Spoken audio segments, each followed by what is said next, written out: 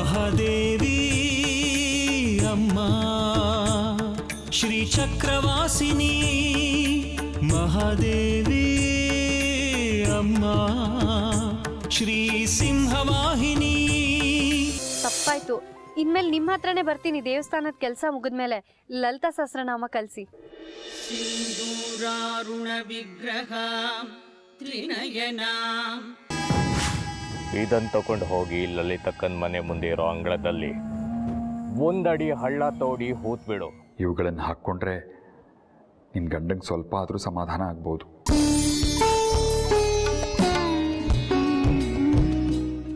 ಒಂದು ಕಾಲದಲ್ಲಿ ಇದನ್ನು ನೀವು ನನಗೆ ಕಟ್ತೀರಾ ಅಂತ ಆಸೆ ಪಟ್ಟಿದ್ದೆ. ಯೋಚನೆ ಮಾಡಬೇಡಿ, ಈ ಭಾವನೆಗಳನ್ನು ನಾನು ಮತ್ತೆ ಕೆದಕೋದಿಲ್ಲ. ಹಾಗೆ ಮಾಡಿದ್ರೆ ನನಗೂ ಒಳ್ಳೇದಲ್ಲ, ನಿಮಗೂ ಒಳ್ಳೇದಲ್ಲ. ಸುನೀತಾ ಭಾವ, ಇಷ್ಟಕ್ಕೂ ಹಾಗೆ ಮಾಡಿದ್ರೆ ನನ್ನ ಅಕ್ಕನ ಸಂಸಾರಕ್ಕೆ ಹುಳಿ ಹಿಂಡ್ದಾಗುತ್ತೆ. ಪಾಪ ವಿದ್ಯಂಗೂ ಅದೇ ಚಿಂತೆ. ನಾನೇ ನನ್ನ ಕೈಯಾರ ಅಕ್ಕನ ಸಂಸಾರನ ಹಾಳು ಮಾಡೋದಿಲ್ಲ. ಅದನ್ನೇ ಮಾತಾಡೋಕೆ ಬಂದೆ ಸುನೀತಾ. ಹೇಳಿದ್ದನ್ನೇ ಹೇಳ್ತೀನಿ, ಎಲ್ಲರೂ ಅದೇ ಹೇಳ್ತಾರೆ ಅಂತ ಬೇಜಾರು ಮಾಡ್ಕೋಬೇಡ. ಯಾವತ್ತೂ ನೆರವೇರದೆ ಹೋದ ಆಸೆಗೋಸ್ಕರ ನೀನು ಇವತ್ತಿನ ಬದುಕನ್ನು ನಿರಾಶೆಯಲ್ಲಿ ಹತಾಶೆಯಲ್ಲಿ ಕಳೀತೀಯ. ಕಳೆದು ಹೋದ ಬದುಕು ಪುನಃ ಸಿಗೋಲ್ಲ ಸುನೀತಾ. ಇರೋದನ್ನು ಉಳಿಸ್ಕೋಬೇಕು. ನಿನಗೆ ನನ್ನ ಬಗ್ಗೆ ಗೌರವ ಇದ್ದರೆ ನನ್ನ ಮಾತು ಕೇಳು. ಅದಕ್ಕೂ ಮುಂಚೆ ನಾನೊಂದು ಮಾತು ಕೇಳ್ತೀನಿ ಭಾವ. ನಿಮಗೆ ನಿಜವಾಗ್ಲೂ ನನ್ನ ಮೇಲೆ ಅಭಿಮಾನ ಇದ್ದರೆ ಆ ಮಾತನ್ನು ನಡೆಸ್ಕೊಡ್ತೀರಾ? ಹೇಳು ಸುನೀತಾ, ನಿನ್ನ ಸಂಸಾರ ಸರಿ ಹೋಗುತ್ತೆ ಅನ್ನೋದಾದರೆ ನಿನಗೋಸ್ಕರ ನಾನು ಏನು ಬೇಕಾದರೂ ಮಾಡೋಕೆ ಸಿದ್ಧ.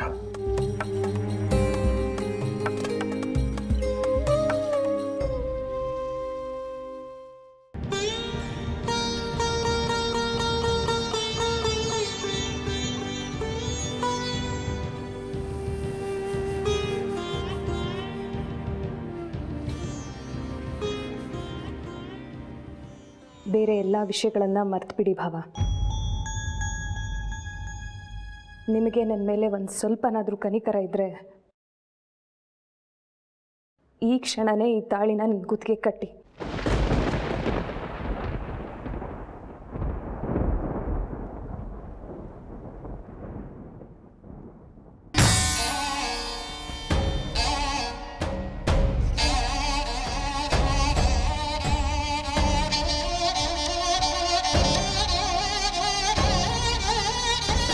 ನಾನು ಯಾರಿಗೂ ಹೇಳಲ್ಲ ಭಾವ.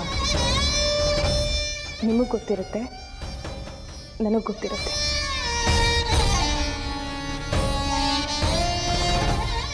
ಎಲ್ಲರೂ ಇದನ್ನು ನಾನೇ ಕಟ್ಕೊಂಡೆ ಅಂತ ಅನ್ಕೋತಾರೆ. ಏನು ಹೇಳ್ತಿದ್ಯಾ ಸುನೀತಾ? ಇಷ್ಟೇ ಸಾಕು ಭಾವ. ನನಗೆ ಜೀವನ ಇಡೀ ತೃಪ್ತಿಯಿಂದ ಕಳೆದ್ಬಿಡ್ತೀನಿ. ಕಟ್ಟಿ ಭಾವ.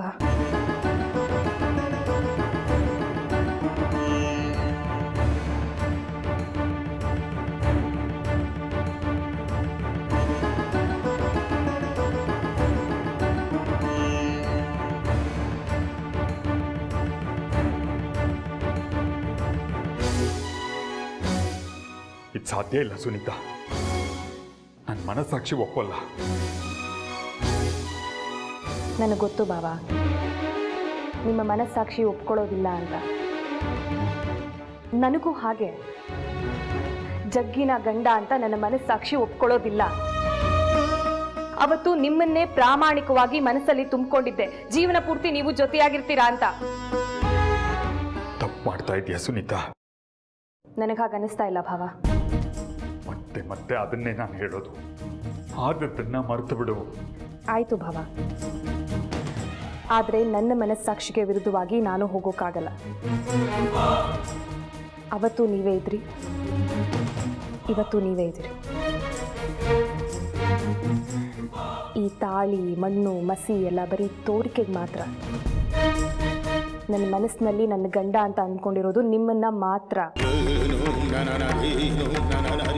ಕ್ಷಮಿಸ್ಬಿಡು ಸುನೀತಾ. ಇದರಲ್ಲಿ ನನ್ನ ತಪ್ಪಿಲ್ಲ. ಇದರಲ್ಲಿ ನಿಮ್ಮ ತಪ್ಪೇನೂ ಇಲ್ಲ ಭಾವ. ನನ್ನ ಹಣೆ ಬರೋಕ್ಕೆ ನೀವೇನು ಮಾಡೋಕ್ಕಾಗುತ್ತೆ? ಆಯಿತು, ನಿಮಗೋಸ್ಕರ ನನ್ನ ಮನಸ್ಸಾಕ್ಷಿನೂ ಬಲಿ ಕೊಡ್ತೀನಿ. ಈ ಜಗ್ಗಿ ಅನ್ನೋ ಪ್ರಾಣಿನ ನನ್ನ ಗಂಡ ಅಂತ ಒಪ್ಕೋತೀನಿ. ಅಷ್ಟು ಮಾಡು, ನಿನ್ನ ಸಂಸಾರನೇ ನೆಮ್ಮದಿಯಾಗಿರುತ್ತೆ. ಆದರೆ ನನಗೋಸ್ಕರ ಅಲ್ಲ ಭಾವ, ನಿಮಗೋಸ್ಕರ.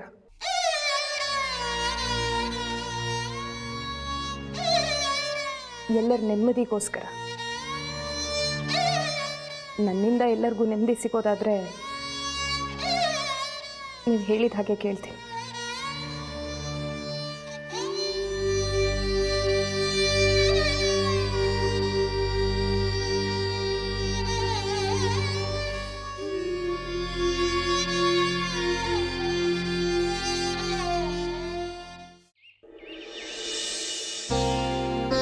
ಶಿವಃ ಶಕ್ತಿಯ ಯುಕ್ತೋ ಯದಿ ಭವತಿ ಶಕ್ತಃ ಪ್ರಭವಿತುಂ ನ ಚೇದೇವಂ ದೇವೋ ನ ಖಲು ಕುಶಲಃ ಸ್ಪಂದಿತುಮಪಿ ಅತಸ್ತ್ವಾಮರಾಧ್ಯಂ ಹರಿಹರವಿ ರಂಚಾಧಿಭಿರಪಿ ಪ್ರಣಂತಂ ಸ್ತೋತ್ರಂ ವಾ ಕಥಮಕೃತ ಪುಣ್ಯಃ ಪ್ರಭವತಿ. ಇದು ಜಗದ್ಗುರುಗಳಾದಂಥ ಶಂಕರಾಚಾರ್ಯರು ರಚಿಸಿರುವಂಥ ಸೌಂದರ್ಯ ಲಹರಿಯ ಮೊದಲನೆಯ ಶ್ಲೋಕ. ಅಜ್ಜ, ಇದರ ಅರ್ಥ ಹೇಳಿ.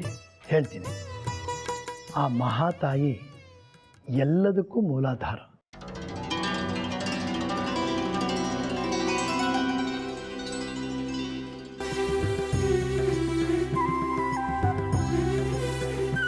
ಆ ಶಕ್ತಿ ಸ್ವರೂಪಿಣಿ ಇಲ್ಲದೆ ಏನೂ ಇಲ್ಲ.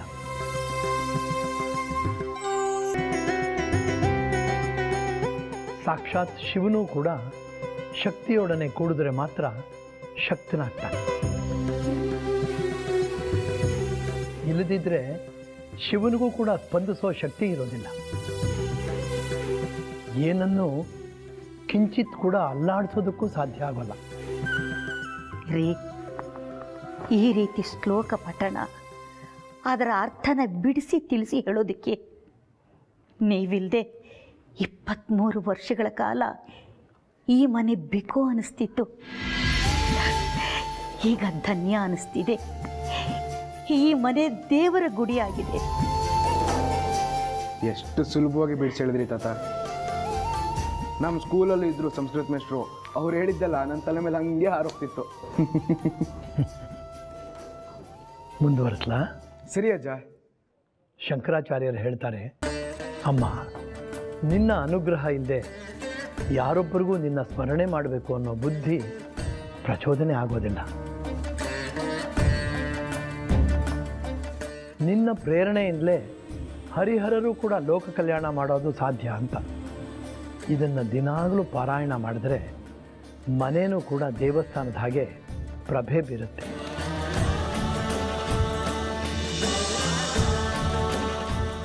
ಮನೆ ಒಳಗಡೆ ಹೊರಗಡೆ ಸುತ್ತ ಮುತ್ತ ದೈವಾಂಶ ವಾಸ ಮಾಡುತ್ತೆ. ತಾತ, ನಿಮ್ಮ ಪ್ರವಚನ ಕೇಳ್ತಿದ್ರೆ ಮನಸ್ಸಿಗೆ ಒಂಥರ ಸಮಾಧಾನ ಅನ್ನಿಸ್ತಾ ಇದೆ. ಎಷ್ಟು ಸೊಗಸಾಗಿ ಕಣ್ಣಿಗೆ ಕಟ್ಟದಂಗೆ ಹೇಳ್ತಿದ್ದೀರಿ. ಇವತ್ತಿಗೆ ನಾನು ಧನ್ಯಳಾದೆ ಅನ್ನಿಸ್ತಿದೆ. ಮುಂದಿನ ಶ್ಲೋಕ. ಯಾ ಕುಂದೇಂದು ತುಷಾರಹಾರ ಧವಲ ಯಾ ಶುಭ್ರವಸ್ತ್ರಾವೃತ ಯಾ ವೀಣವರದಂಡ ಮಂಡಿತಕರ ಯಾ ಶ್ವೇತ ಪದ್ಮಾಸನ ಯಾ ಬ್ರಹ್ಮಾಚ್ಯುತ ಶಂಕರ ಪ್ರಭೃತಿಭಿಃ ದೇವೈ ಸದಾ ಪೂಜಿತಾ ಸಾ ಮಾಂ ಪಾತು ಸರಸ್ವತಿ ಭಗವತಿ निःशेषजाड्यापः शङ्करं शङ्कराचार्यं केशवं बादरायणं सूत्रभाष्यकृतौ वन्दे भगवन्तौ पुनः पुनः श्रुतिस्मृतिपुराणानामालयं करुणालयं नमामि भगवत्पादं शङ्करं लोकशङ्करम्. शङ्करम्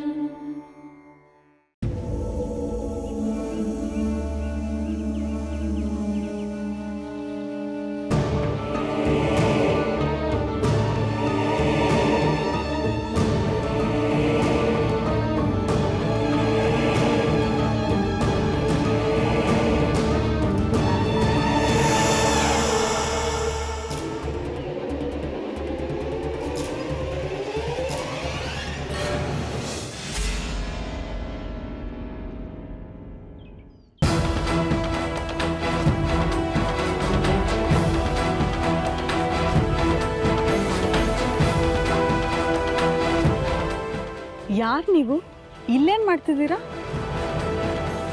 ಏನಿಲ್ಲ, ಅದು ಹಾಗೆ ಸುಮ್ಮನೆ.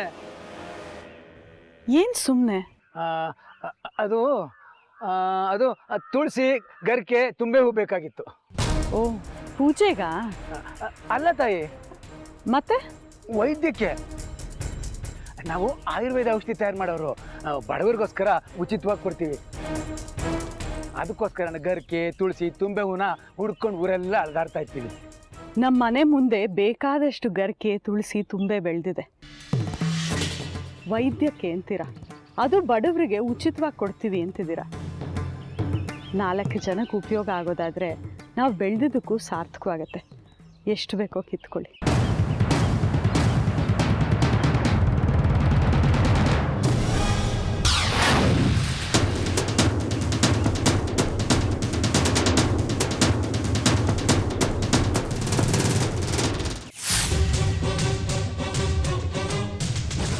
ಯಾಕೆ ಟೀಚರ್ ಅಮ್ಮ ನಿಂತ್ಬಿಟ್ರಿ? ಪಾಠ ಮಾಡೋದಕ್ಕೆ ಸರಿಯಾದ ಜಾಗ ಹುಡುಕ್ತಿದ್ದೆ. ಅಂದರೆ ಯಾರು ಏನೇ ಕಲಿಸೋದಕ್ಕೆ ಶುರು ಮಾಡಿದ್ರು ಅದಕ್ಕೊಂದು ಪ್ರಶಸ್ತವಾದ ಸ್ಥಳ ಇರಬೇಕು. ಕಲಿಯೋ ಪರಿಸರನೂ ಮುಖ್ಯವಾಗುತ್ತೆ. ಭಕ್ತಿಯಿಂದ ಪೂಜೆ ಮಾಡೋರು ದೇವಸ್ಥಾನ, ಪುಣ್ಯಕ್ಷೇತ್ರ, ಧರ್ಮ ಸೂಕ್ಷ್ಮ ಸ್ಥಳಗಳನ್ನು ಹುಡ್ಕೊಂಡು ಹೋಗ್ತಾರೆ. ವಾಮಾಚಾರ, ಕುತಂತ್ರ, ಮಾಟ, ಮದ್ದು, ಕೆಟ್ಟ ಕೆಲಸಗಳನ್ನು ಮಾಡೋರು ಸ್ಮಶಾನವನ್ನು ಹುಡ್ಕೊಂಡು ಹೋಗ್ತಾರೆ. ಲಲಿತಾ ಸಹಸ್ರನಾಮದಲ್ಲಿ ಇದೆಲ್ಲ ಇದೆಯಾ? ನೀತಿ ಪಾಠ, ಪಾರಮಾರ್ಥಿಕ, ಲೌಕಿಕ ಜ್ಞಾನ ಎಲ್ಲ ಧರ್ಮಗಳಲ್ಲೂ, ಎಲ್ಲ ಮಂತ್ರಗಳಲ್ಲೂ, ಎಲ್ಲ ಗ್ರಂಥಗಳಲ್ಲೂ ಇದೆ. ಅವುಗಳನ್ನು ಗ್ರಹಿಸೋ ಜ್ಞಾನ ನಾವು ಸಂಪಾದಿಸ್ಕೋಬೇಕು. ನನಗೆ ಕುತೂಹಲ ಹೆಚ್ಚಾಗ್ತಿದೆ. ಯಾವಾಗ ಶುರು ಮಾಡ್ತೀರಾ ಪಾಠನ? ಇವತ್ತೇ, ಈಗಲೇ.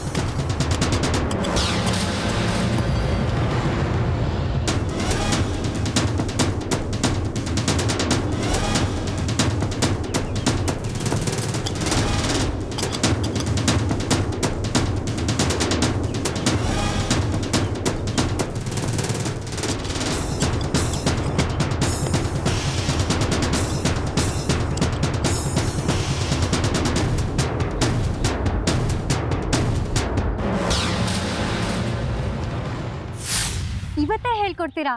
ಈಗಲೇ ಹೇಳ್ಕೊಡ್ತೀರಾ? ಎಲ್ಲಿ ಹೇಳ್ಕೊಡ್ತೀರಾ? ಅಮ್ಮನವ್ರ ಗುಡಿಯೊಳಗೆ ಹೋಗೋಣ. ಬೇಡ ಬೇಡ, ಅಲ್ಲಿ ಭಕ್ತಾದಿಗಳು ಹೋಗಿ ಬಂದು ಮಾಡ್ತಿರ್ತಾರೆ, ಏಕಾಗ್ರತೆ ಇರಲ್ಲ. ನಾಗರಕಟ್ಟೆ ಹತ್ರ ಹೇಳ್ಕೊಡ್ತೀರಾ? ಅದು ಬೇಡ, ನಾಗರಕಟ್ಟೆ ಸುತ್ತೋ ಜನ ಇರ್ತಾರೆ. ಇನ್ಯಾವ ಜಾಗ ಇದೆ? ನಿಮ್ಮನೆಗೆ ಹೋಗೋಣ.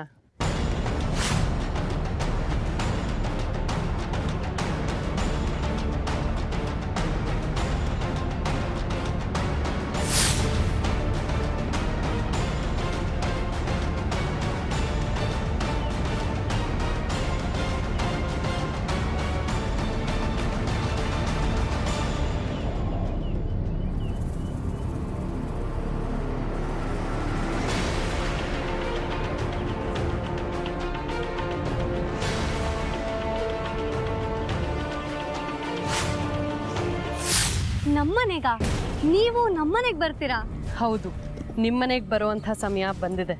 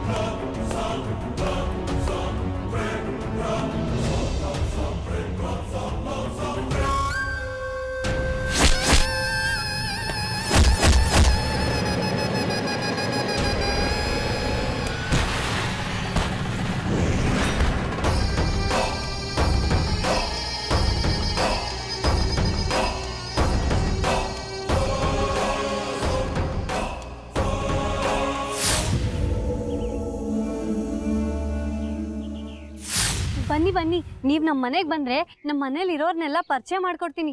ಎಲ್ಲಕ್ಕಿಂತ ಮುಖ್ಯವಾಗಿ ನನ್ನನ್ನು ಇಲ್ಲಿ ಕರ್ಕೊಂಡು ಬಂದ್ರಲ್ಲ ಶಂಕರಜ್ಜ, ಅವ್ರನ್ನ ತೋರಿಸ್ಬೇಕು ನಿಮಗೆ. ಏನೇನೆಲ್ಲ ಕಲ್ತಿದ್ದಾರೆ ಗೊತ್ತಾ ಅವರು? ತುಂಬ ತಿಳ್ಕೊಂಡಿದ್ದಾರಾ? ಬರೀ ತಿಳ್ಕೊಂಡಿರೋದಷ್ಟೇ ಅಲ್ಲ, ಅದೆಷ್ಟೋ ವರ್ಷ ಹಿಮಾಲಯದಲ್ಲಿ ತಪಸ್ ಮಾಡಿದ್ರಂತೆ. ನಿಜ ಹೇಳಬೇಕು ಅಂದರೆ ಅವರೇ ನನ್ನ ಬದುಕಿಸಿದ್ದು. ಅವ್ರಿಗೆ ಬರೋ ಅಷ್ಟು ಮಂತ್ರಗಳು ಪೂಜೆಗಳು ನಿಮಗೂ ಬರಲ್ಲ. ಅದೆಂಥದ್ದು ಲಲಿತಾ ಸಹಸ್ರನಾಮ ಹೇಳ್ಕೊಡ್ತಿದ್ದೀರಲ್ಲ, ಅದನ್ನ ಅವರು ನಿದ್ದೆಯಲ್ಲಿ ಕೇಳಿದ್ರು ಹೇಳ್ತಾರೆ. ಹೌದಾ? ಹಾಗಾದರೆ ನೋಡಲೇಬೇಕು ಅವ್ರನ್ನ. ಇವತ್ತು ಸಂಜೆ ಬರ್ತೀನಿ.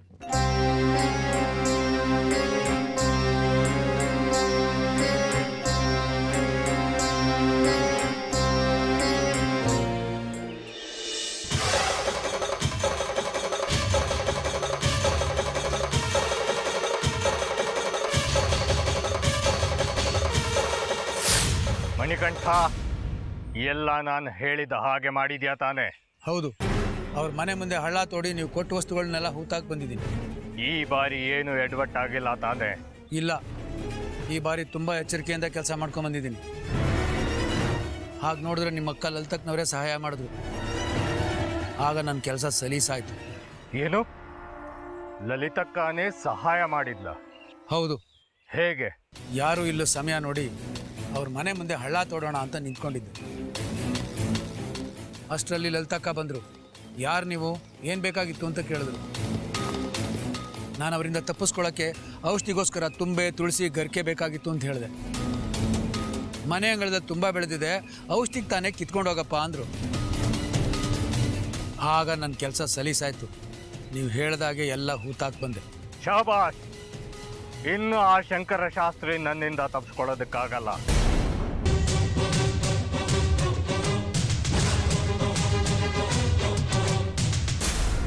ಈಗ ನನ್ನ ಕೆಲಸ ಶುರು ಮಾಡ್ತೀನಿ.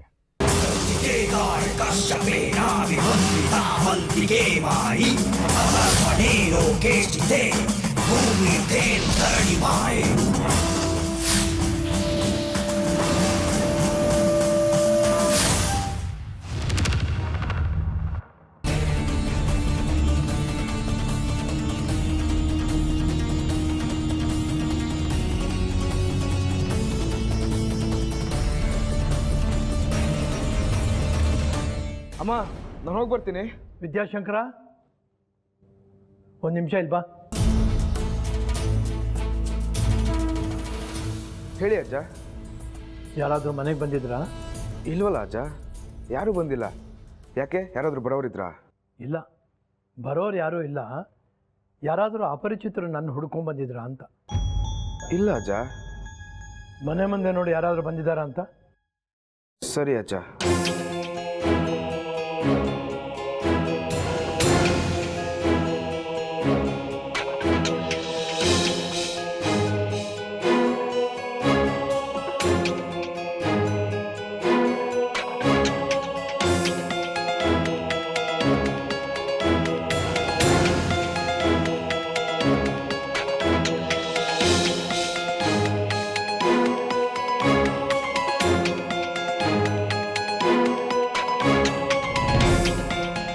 ಹೊರಗಡೆನೂ ಯಾರೂ ಇಲ್ಲ ಅಜ್ಜ.